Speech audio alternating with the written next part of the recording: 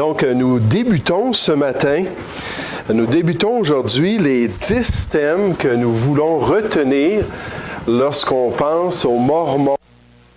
Chose qu'on veut vraiment garder à l'esprit lorsqu'on pense à ce groupe particulier-là dans notre série 10 choses à savoir sur les Mormons. Ce sujet-là, c'est l'Église chrétienne avait-elle besoin d'être restaurée? L'Église chrétienne avait-elle besoin d'être restaurée? Est-ce qu'il y avait une corruption généralisée dans le monde chrétien à travers l'histoire, comme les Mormons l'enseignent?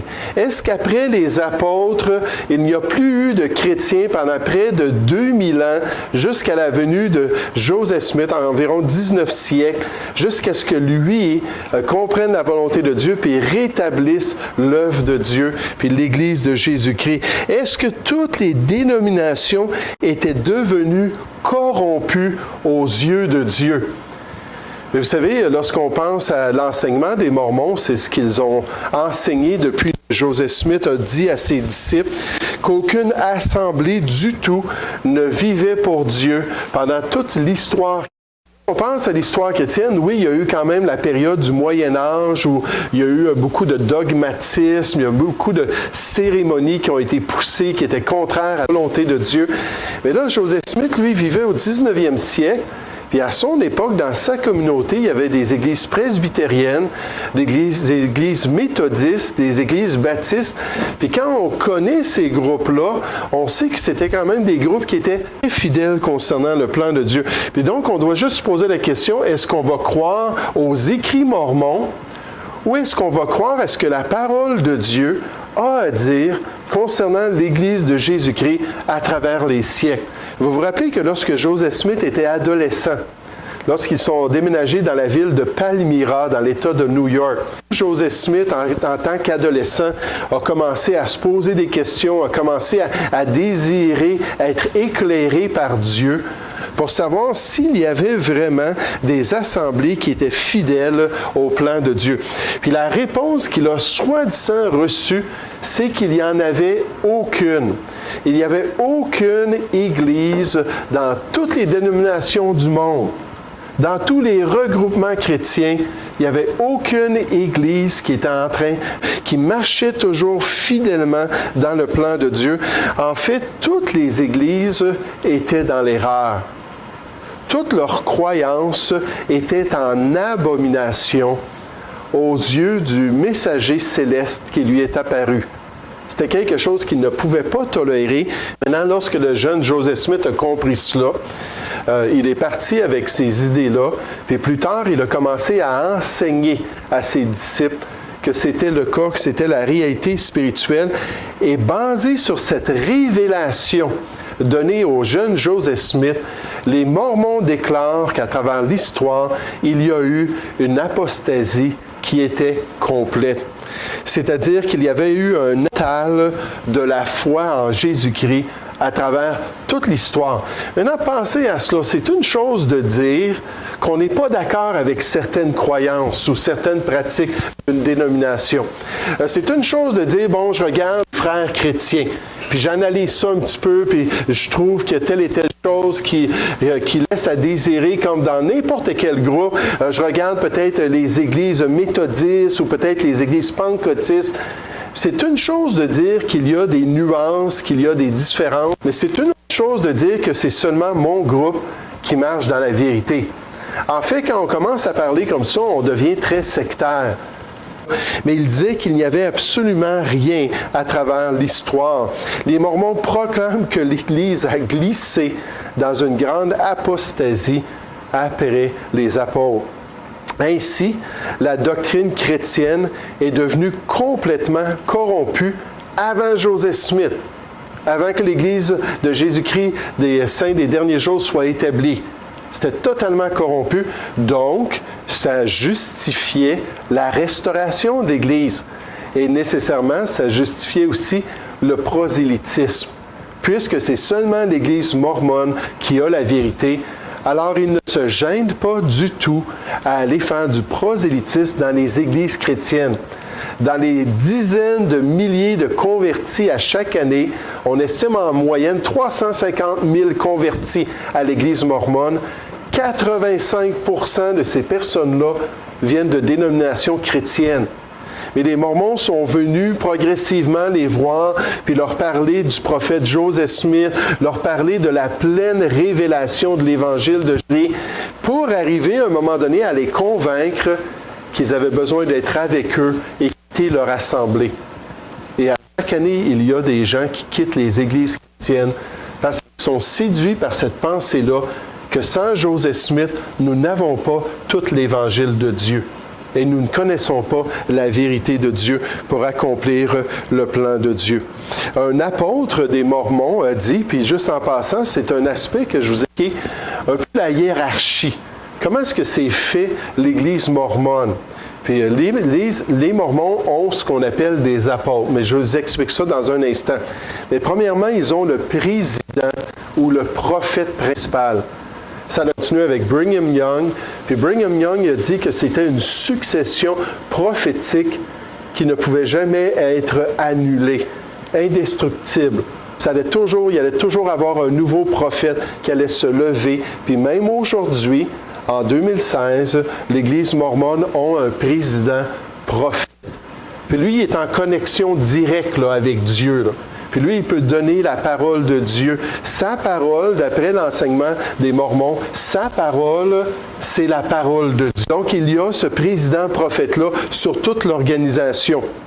Ensuite, en dessous de lui, il y a les apôtres, les 12 apôtres. Comme Christ a eu ses 12 apôtres, mais le prophète de l'Église mormone a aussi ses 12 apôtres. Et c'est un petit peu ses conseillers personnels. Et eux, ils ont une très grande autorité dans l'Église mormone. Puis, ce que je voulais vous donner comme citation tout à l'heure, ça vient d'un des 12 apôtres qui a dit, voici le message de Dieu concernant la restauration de l'Église de Jésus-Christ. En dessous de ces apôtres-là, comme dans l'Ancien Testament, ils ont un quorum de 70 conseillers. Donc, 70 personnes qui viennent donner des conseils aux 12 apôtres, qui donnent des conseils au président. Mais juste pour être certain, ils ont un autre 70, un groupe de 70 qui sont là pour conseiller le premier groupe, qui conseille les 12 apôtres, qui conseille le prophète. C'est toute une organisation. Là. En dessous de ce deuxième quorum, il y a si on pourrait dire, les pasteurs ou les évêques de leur sanctuaire local, leurs églises locales. Donc, ils peuvent avoir quelques évêques dans ces églises-là. Et nécessairement, il y a les patriarches. Et les patriarches, ce sont les pères de famille qui font partie des églises ou des sanctuaires locaux et qui sont là pour guider leur famille dans les voies de Dieu. Donc, on a toute cette belle grande hiérarchie-là dans l'Église mormone pour permettre à l'Église de connaître la voie de Dieu. Mais un de ces 12 apôtres-là dit, concernant l'apostasie, il a dit, si l'apostasie alléguée de l'Église primitive n'est pas une réalité, si ce n'est pas vrai que tous les chrétiens après les apôtres ont cessé de vivre pour Dieu, puis ont cessé de suivre la volonté de Dieu, à ce moment-là, il dit, l'Église de Jésus-Christ des derniers jours n'est pas une institution divine comme le proclame son nom. Donc, ce qu'il dit, il dit, on a bien confiance que ce qu'on vous dit concernant l'apostasie et le besoin de restaurer l'Église de Jésus-Christ, que c'est la réalité. Sinon, dans le fond, on n'est pas dans les voies de Dieu et nous ne sommes pas l'Église de Dieu. Donc, ils mettent toute leur confiance dans le fait de cette apostasie, puis ils vont l'enseigner. Ils vont enseigner que ça s'est produit. Ils disent que les Mormons proclament que la restauration a commencé lorsque Dieu le Père et Jésus-Christ sont apparus à un jeune homme nommé Joseph Smith lors de la première vision au printemps de 1820. Les Mormons enseignent que Jésus a dit à Joseph Smith que toutes les églises étaient fausses et que leur credo était une abomination. Dieu utilisa Joseph Smith pour réorganiser sa vraie Église en 1830. Donc, à partir du 6 avril 1830, il y a eu une Église qui était réelle et légitime sur la terre. Enfin, il y avait l'Église de Jésus-Christ. Et c'était l'Église mormone qui venait de débuter. Mais vous savez, quand on entend ça, cette attaque-là concernant les chrétiens, c'est tellement facile d'attaquer les gens. C'est tellement facile de faire des déclarations, puis essayer d'attaquer l'intégrité d'un groupe, essayer d'attaquer la valeur des croyances, la valeur des pratiques, d'essayer de miner l'Église de Jésus-Christ à travers les siècles, de pointer le doigt envers l'Église de Jésus-Christ, puis d'attaquer la foi historique des chrétiens. C'est très facile de faire. Mais de le prouver historiquement et de le prouver surtout bibliquement, ça c'est une toute autre chose. Et la Bible nous dit, comme on a vu au début, qu'il faut tester les esprits. On nous dit, bien-aimés, n'ajoutez pas foi à tout esprit. N'ayez pas confiance à tout ce qui vous est dit. N'ayez pas confiance à quelqu'un qui a un doctorat à cause de son doctorat. Ah, il doit dire la vérité. N'ayez pas confiance à un spécialiste parce qu'il a une certaine position dans une institution. On doit lui faire confiance. N'ayez pas confiance à cause d'un titre comme un président prophète. Puis de dire, bon, bien, effectivement, ça doit être vrai. Non, la Bible nous dit qu'il faut tester, qu'il faut vérifier si ce qu'on nous dit est exact. Et comment est-ce qu'on peut le faire? L'outil que Dieu nous a donné, ce ne sont pas les écrits de Joseph Smith. L'outil que Dieu nous a donné, c'est la parole de Dieu elle-même. Puis il faut examiner la parole de Dieu sur cette question-là de la restauration de l'Église de Jésus-Christ. Qu'est-ce que Dieu, lui, avait à dire concernant l'expérience des chrétiens à travers l'histoire? Qu'est-ce que Dieu a promis concernant son Église à travers les siècles? Puis lorsqu'on se tourne vers la parole de Dieu, on voit que Dieu a fait des promesses. Maintenant, la Bible nous dit qu'il va y avoir une certaine apostasie, mais c'est juste quelque chose de sporadique et non pas de généralisé. Dieu nous dit dans les Écritures qu'effectivement, dans sa faiblesse, le chrétien peut abandonner les voies de Dieu. Dans sa faiblesse, un groupement chrétien peut mettre de côté la vérité de Dieu. On pense juste aux églises de la Galatie. On voit ça dans Galates chapitre 1. Un regroupement d'églises dans le nord de l'Italie, les églises de la Galatie. Et Paul dit qu'il s'était détourné de l'Évangile de Jésus-Christ. Et il a dit, je m'étonne que vous vous détournez si promptement de celui qui vous a appelé par la grâce, avait connu le salut, mais qui avait été trompé par des faux enseignants qui avaient dit non, c'est pas juste se tourner vers Jésus-Christ, mettre sa foi en Jésus-Christ, puis être sauvé, ainsi faire des bonnes œuvres pour aller aussi quand même gagner notre accès dans le paradis de Dieu. Puis là, Paul a dit, ces gens-là ne sont pas des serviteurs de Dieu. Vous couriez bien en tant que chrétiens, ils vous ont empêché de continuer à courir dans votre course chrétienne. Puis on voit que les églises de la Galatie s'étaient détournées du plan de Dieu. Donc un individu peut se détourner du plan de Dieu. Un regroupement peut se détourner du plan de Dieu. Un pasteur, nécessairement, peut se détourner du plan de Dieu. Alors il faut absolument utiliser les Écritures pour nous guider. La Bible nous dit que certains allaient abandonner la foi durant l'histoire du christianisme. Une apostasie complète n'est pas envisagée par les Écritures. Et Dieu a parlé sur le sujet et aurait révélé si c'était le cas. Puis le Dieu de l'Église ne prédit pas ça. Qu'est-ce qu'il prédit? On nous dit, mais l'Esprit dit expressément que dans les derniers temps, quelques-uns abandonneront la foi. Ça ne dit pas, l'Esprit dit expressément que dans les derniers temps, la majorité abandonneront la foi. Ou ça ne dit pas que la plupart abandonneront.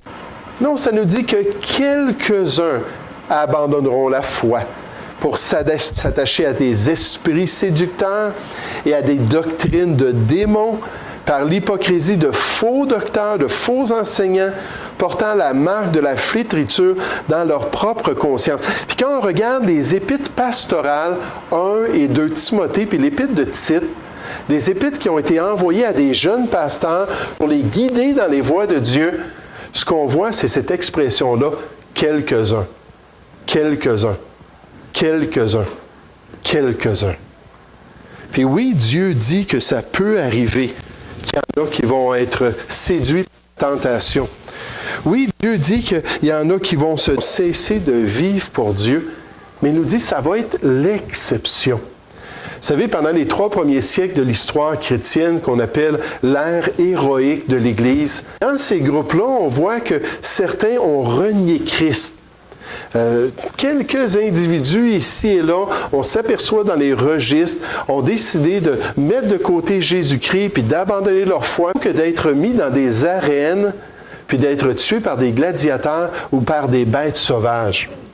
Puis il y a même eu un phénomène après la période de persécution de se demander, les églises se posaient la question, qu'est-ce qu'on fait avec les traîtres?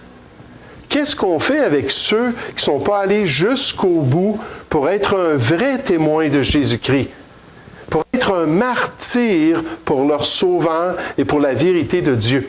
Puis là, il y a eu toute une période de temps où il y avait des divisions entre les différents groupes, parce qu'il y en avait qui disaient, bon, on va les rétablir dans la communion, on peut comprendre. La pression était énorme, la souffrance extrême.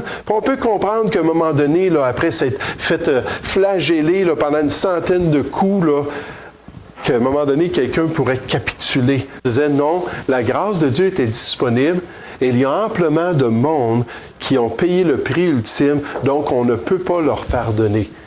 Mais encore une fois, ce n'est que l'exception.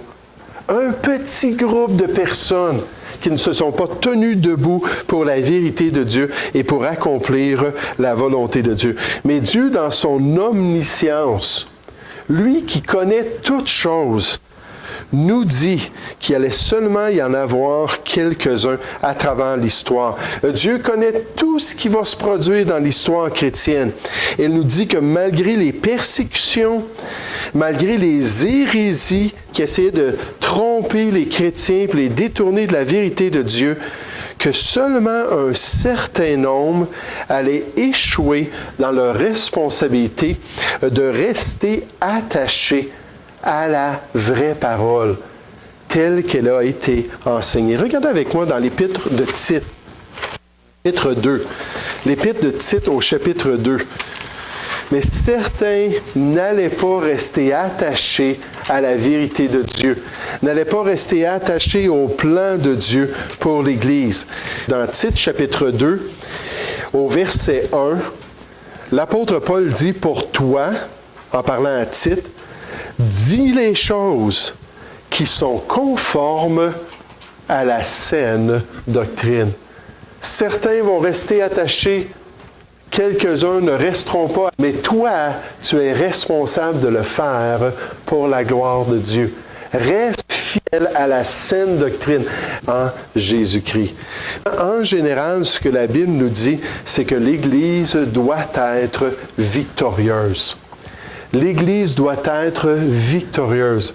Malgré tout ce que les chrétiens et les regroupements chrétiens peuvent expérimenter, Dieu nous dit que sa grâce, sa force, son aide est là pour permettre aux gens de continuer à accomplir la volonté de Dieu. Vous savez, lorsque le rideau de fer, qu'on appelle des pays communistes, est tombé dans les années 90, on s'est aperçu qu'en rentrant au pays-là, qui venait de recevoir une certaine liberté religieuse, rassemblés en église-maison, ils n'avaient pas le choix. Les gens-là avaient survécu. Ils étaient demeurés fidèles à la volonté de Dieu. Pourquoi?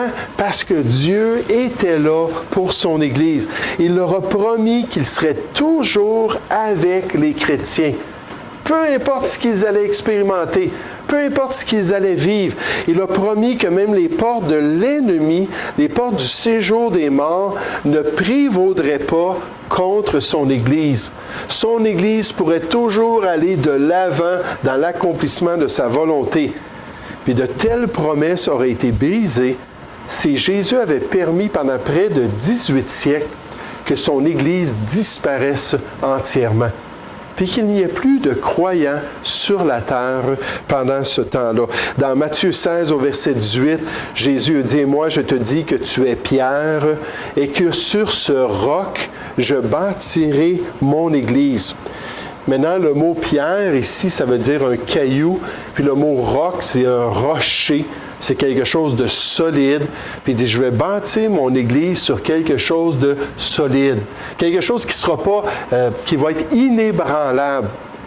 Puis là, il lui a dit, et les portes du séjour des morts ne prévaudront point contre elle. Puis la promesse de la nouvelle alliance qui revient continuellement, c'est que les chrétiens peuvent être victorieux. Mais dans toutes ces choses, puis dans Romains 8, Paul fait une liste de toutes sortes de déserts par lesquels le chrétien peut passer. Puis il dit, mais dans toutes ces choses, nous sommes plus que vainqueurs par celui qui nous a aimés. Puis quand on se tourne vers l'histoire, puis qu'on commence à regarder les différents groupes, on s'aperçoit qu'effectivement, il y a eu des églises qui ont abandonné la vérité. Des églises qui sont devenues hérétiques. Mais j'aimerais vous dire qu'il y a eu plein de groupes à travers l'histoire qui, eux, se tournaient vers l'Église des apôtres, qu'ils appelaient l'Église primitive, et qui suivaient les enseignements de l'Église primitive, qui lisaient les documents produits par l'Église primitive pour être en mesure d'accomplir la volonté de Dieu sur cette terre. Puis ce n'est pas des groupes parfaits, ils étaient dans les voies de Dieu et ils accomplissaient la volonté de Dieu. Donc, premièrement, alors qu'on regarde ces 10 choses à retenir, on a besoin de cette restauration spirituelle, qu'on n'a même pas besoin de ces 15 millions de Mormons qui vont à travers le monde, ces 74 000 missionnaires-là qui essaient de prêcher le livre de Mormon, parce qu'en Jésus-Christ, on a toujours eu la vérité de Dieu à travers l'histoire. Donc, on n'a pas été ébranlé par ça, on n'a pas été séduit, puis on peut être affermi dans le fait qu'aujourd'hui, on continue lignée-là de vérité spirituelle évangélique qui passe à travers toute l'histoire et même dans les temps les plus ténébreux qui faisaient que ces groupes de chrétiens-là étaient fidèles à Dieu et ils ont réussi à continuer dans les voies de Dieu à travers l'histoire.